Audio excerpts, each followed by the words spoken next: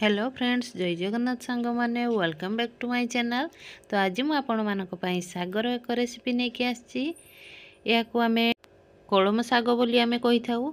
तो देखंतु एठारे मु दुई बिड़ा कलम साग नैछि। या को भलो से बाछि नैछि। या परे आमे या को छोट छोट करी काटि नेबा। आपण माने चाहिले छुरी रे मध्ये काटि परिबे। एठारे पनिकी सहायता रे काटुछि। तो ए सब को काटी सारला परे या को आमे भल से धोई नेबा एवं गोटे जाली थिबा पात्र को छाणी नेबा, जहा द्वारा कि आवश्यक पानी जति थिबो बाहर जीवो। तो प्रथमे मु गोटे गैस रे कढ़ई नैछि। कढ़ई गरम हो सारलानी। तो आमे धोई रखिया साग को ढाल देबा।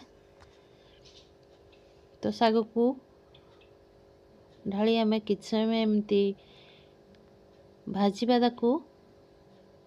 या परे देखंतु एथिरु पानी सब सुखी आसलानी। आमे स्टेज रे एथिरे लूण पकेइबा। प्रथम रो जदी लूण देउछे आमे तो साग रे बहुत पानी बाहरिबो।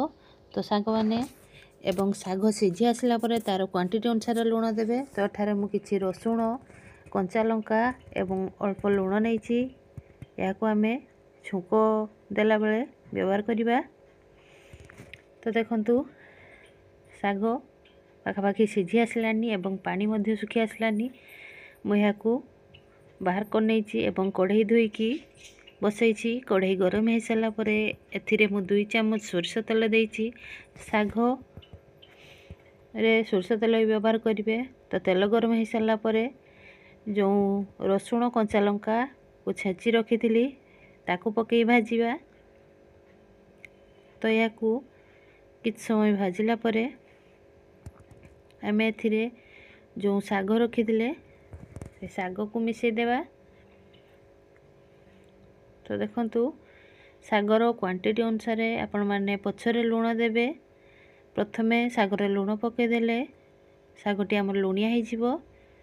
जेहेतु साग सिझेले बहुत अल्प हो जाए। या को छुंकी सारला परे आमे या को किछि समय पई कवर करनेबा, पाखापाखि 1 मिनिट पई। तो देखंतु सागर रेसिपी आम रेडी है। या को आपण माने चाहिले गरम भात सहित पखाळ भात सहित खाई परिवे। तो वीडियोटी केमती लागुछि निश्चित जणाइबे। पुणी देखाबे को नुआ रेसिपी सहित।